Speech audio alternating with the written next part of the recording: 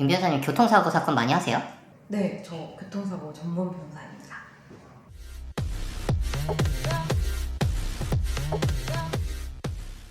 교통사고 사건이 되게 많이 발생하잖아요. 네. 그래서 만약에 사고가 발생했을 때 일반인들은 굉장히 당황하는데 시청자들께서 궁금해하시는 교통사고 대처의 모든 것에 대해서 좀 말씀을 해주셨으면 좋겠습니다.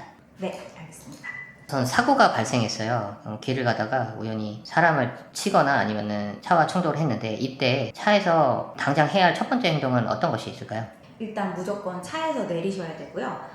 당황해서 차 안에서 이렇게 머뭇머뭇거리실 수 있는데 그런 행동은 절대 피하셔야 되고 즉시 하차해서 피해자의 상태를 확인하시고 119에 신고해서 구호 조치를 하는 것이 제일 중요합니다. 이걸 만약에 하지 않게 되면 나중에 뺑소니 범죄자가 되실 수 있습니다. 그런데 쓰러졌던 피해자가 이렇게 툭툭 털고 일어나더니 괜찮아요, 명함이나 하나 주세요 하고 그냥 가려고 해요. 이때 그냥 보내도 될까요?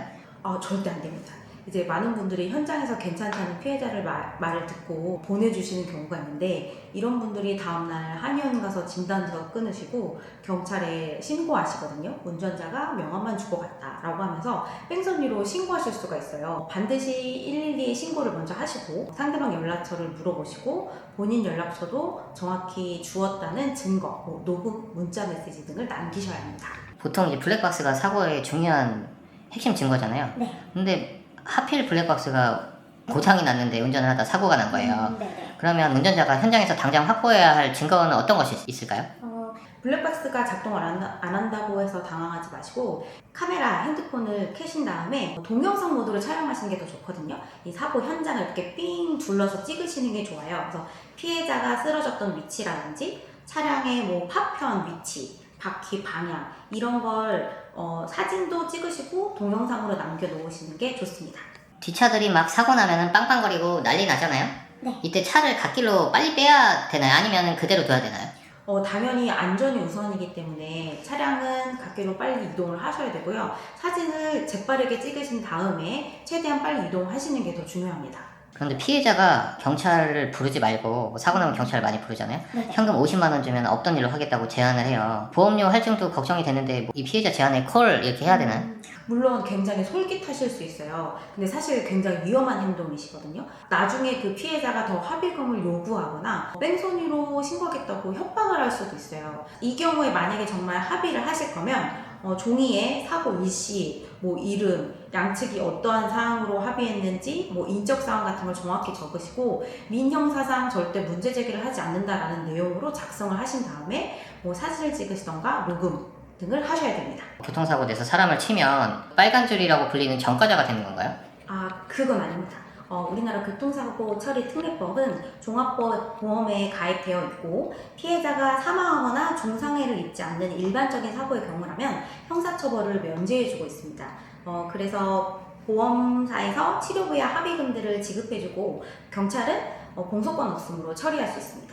그런데 만약에 운전자가 우회전할 때 보행자 신호가 초록불이었다면 어떻게 되는 건가요? 그렇다면 상황은 180도 달라지는데요. 이 경우가 바로 그 유명한 12대 중과실, 신호 위반이라든지 보행자 보호 의무 위반이라든지 이런 경우에 해당하게 됩니다. 12대 중과실 사고의 경우에는 아무리 종합보험에 가입되어 있어도 형사처벌을 면할 수가 없는데요.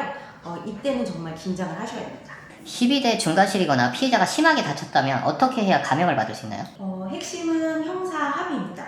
보험사에서 주는 돈은 민사상 손해배상에 불과하기 때문에 별개로 운전자가 피해자에게 진심으로 사과를 했고 피해자가 사람을 용서하고 처벌을 원하지 않는다는 처벌 불험서를 써줘야 합니다. 그래야 구속이나 실형을 면할 수 있고요.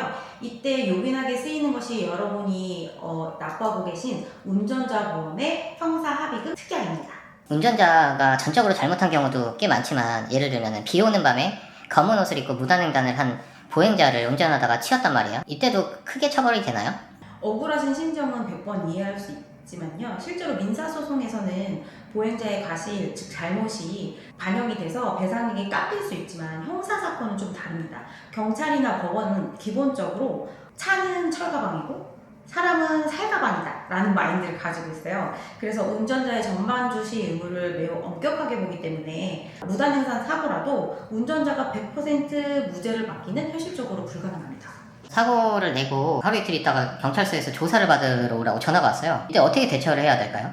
경찰 첫 조사를 받기 전이 골든타임이라고 볼 수 있는데요. 혼자 가셔서 불리한 진술을 막 쏟아내신 다음에 지장까지 다 찍고 나서 변호사를 찾아오시면 너무 늦으세요. 처음부터 변호사와 함께 경찰 조사를 가시는 게 중요하고요. 전문가랑 상담을 하시고 12대 중과실 등 사안이 만약에 중대하다고 한다면 첫 조사부터 당연히 변호사와 동석하셔야 합니다.